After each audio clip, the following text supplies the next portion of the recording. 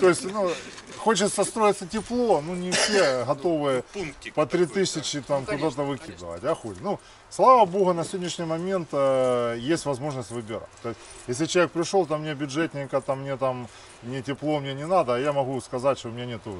То есть, пытаемся делать вот что-то типа этого. То есть, и добавлю, то есть вот мы считали так вот, ну, не в какой-то программе, а просто для себя.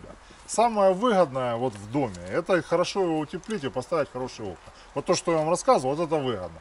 А потом лучше, то есть вы можете, образно говоря, многие что-то сначала плюют, вот тут соседи рассказывали, что тут разводят на пенопласт, там еще что-то, ну, в общем, короче, что он там фундамент уплывет куда-то, убежит, я не знаю, все что угодно рассказывают. А потом они, вот эти товарищи, которые тут советами ходят, ищут какой-то супер котел, понимаешь, вот чтобы у него было КПД 300%, чтобы он там ну, в общем, какие-то конденсационные эти котлы ставит, а оно же все равно там, ну, много получается. Ну, да. А в итоге я вам подытожу, что вот в этом, ну, если не в этом, а там обычный там какой-то крестьянский дом построили с таким утеплением, и денег нет. Мы просто берем конвектора электрические по 1000 гривен, мощностью там не более 500 ватт, и ставим под окнами, образно говоря. Просто выводим в розетку и ставим эти конвектора там. И все. И все. И вы с системой отопления завершили разговор. Вообще вот полностью. Понимаете? Главное, чтобы там была регулировка, чтобы вы больше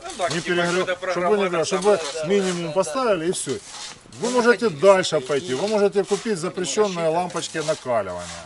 Сделать какие-то дизайнерские светильники внизу с подсветкой там.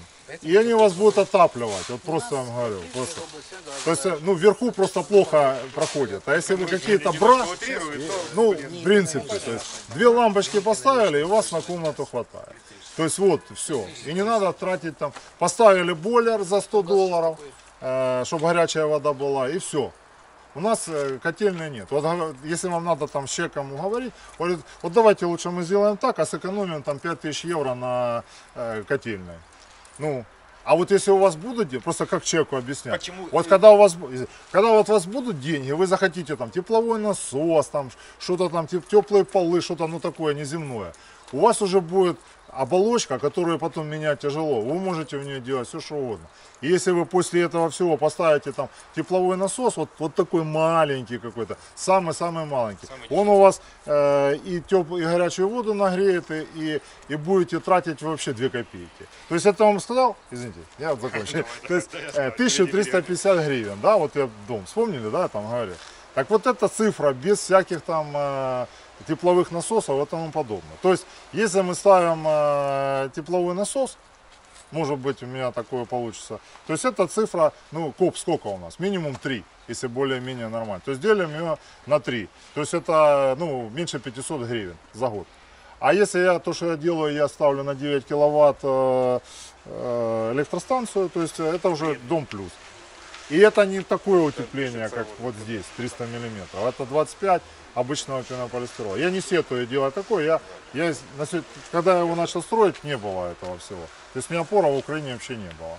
То есть вот на сегодняшний момент вот это самое выгодное. Это же я вам не продаю, как я сразу спросил, а для чего?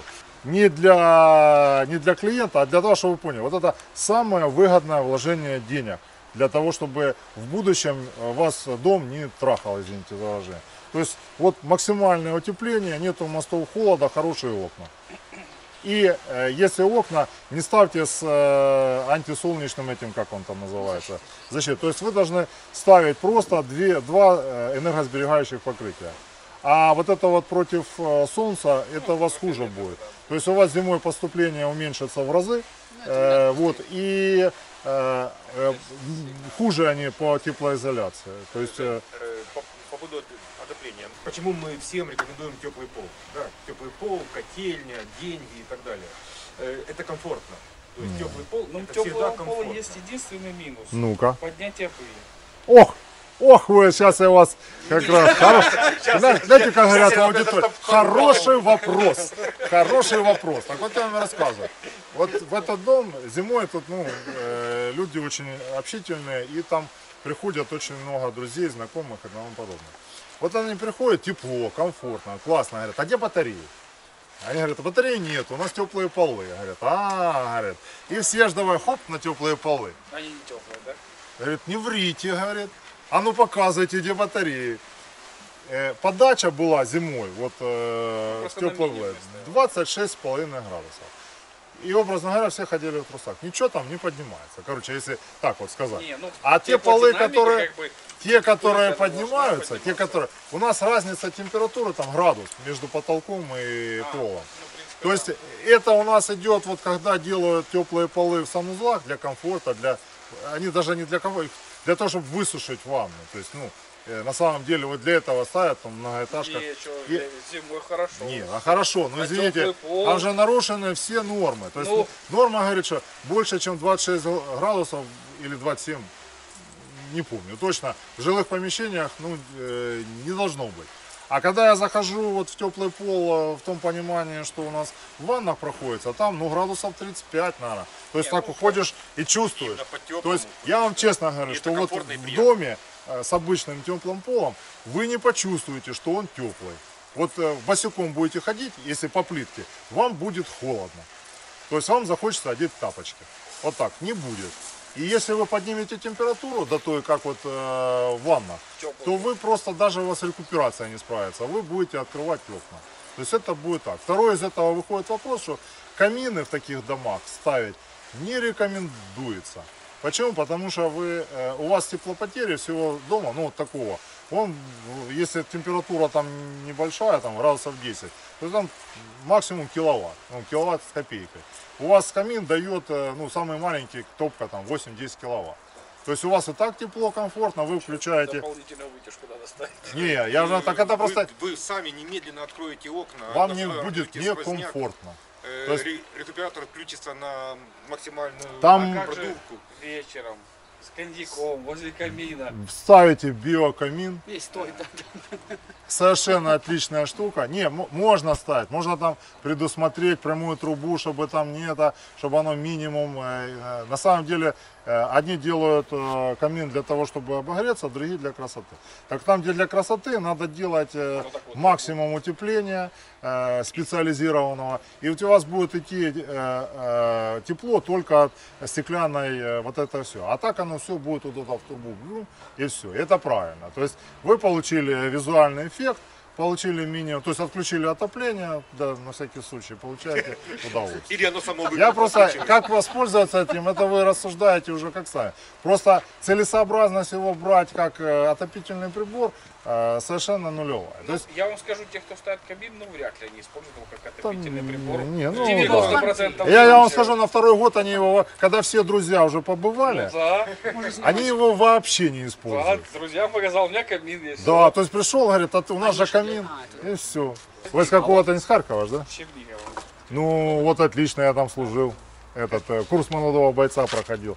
То есть это фишка ваша. То есть на самом деле эти дома строят мало людей, а вообще мало. То есть инициативу, мало людей, кто хочет. Человеку надо довести это, надо показать и сделать идеальный дом, чтобы можно было как-то это трансформировать. Пока пользуйтесь то, что есть у нас. Можете ссылаться, что в Харькове, то есть у нас этих домов уже достаточное количество, и это не бля-бля-бля, а действительно реально, что 1,5 киловатта обогревает дом вообще с мокрыми работами там и Можно со всем. сделать там как фишку, что мы гарантируем вам Есть там 1 еще, гривна есть еще такой момент, что на отопление за ряд квадрат. строителей не хотят ничего изучать нового. Не И хотят. они не заинтересованы в энергоэффективности здания, они заинтересованы в заработке.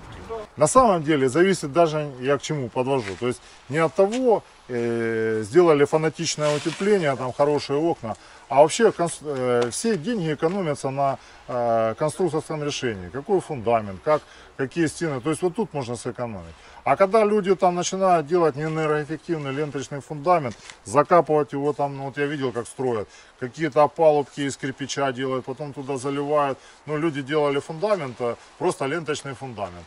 Они заливали вот напротив, на Чайковке.